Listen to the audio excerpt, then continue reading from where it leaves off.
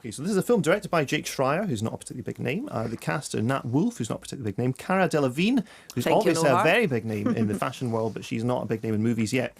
The name that jumps out to you from this production is John Green, who is the guy who wrote the book on which it was based. Now, John Green is basically a young adult publishing phenomenon. The Fault in Our Stars was based on a book of his, which was an enormous film with Shailene Woodley last summer.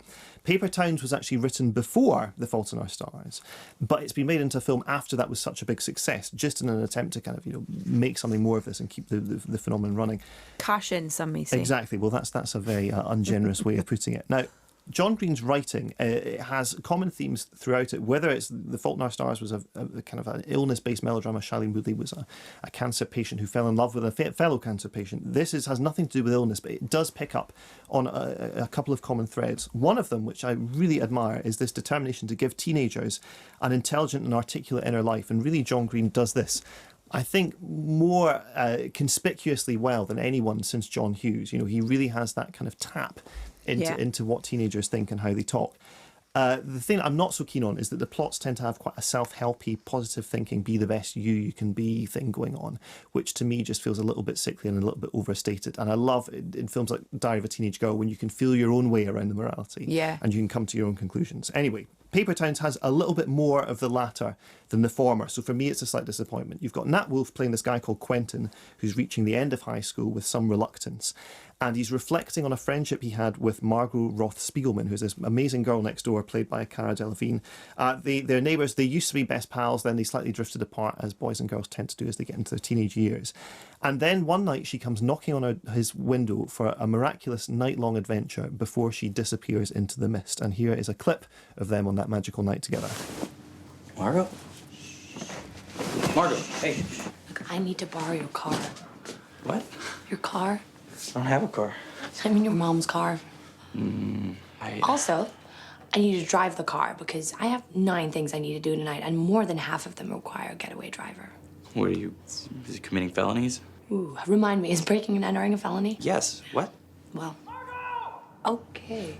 I gotta go, so are you in or out? Why can't you just get one of your underlings to help you out, like Jace or Lacey or Becca? They're part of the problem, actually. What problem? There are 9 problems. And your boyfriend is one of them? Ex-boyfriend.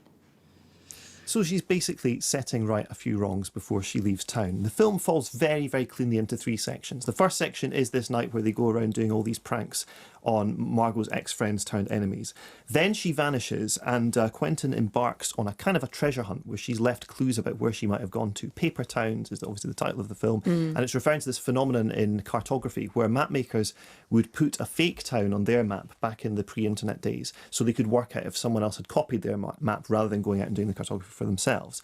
So he suspects for various reasons that she's gone off to one of these paper towns, and there's this very static and very drab central section of the film where he and 2 friends go around trying to follow these clues. There's some hidden inevitably in a book of Walt Whitman poetry. Whit Stillman, again, probably something that she would very much like.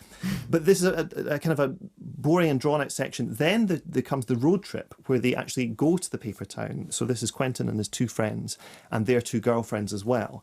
This is the part of the film that I really enjoy because you have these natural conversations that John Green is very, very good at doing. They're talking to each other, getting to know each other, and come to this realisation, of course, that the end of school is not a time for doing things for the last time. It's a time for doing things for the first time. And it's just one of these very Green-esque thoughts that's neatly expressed and very beautifully expressed in the way in which the characters interact.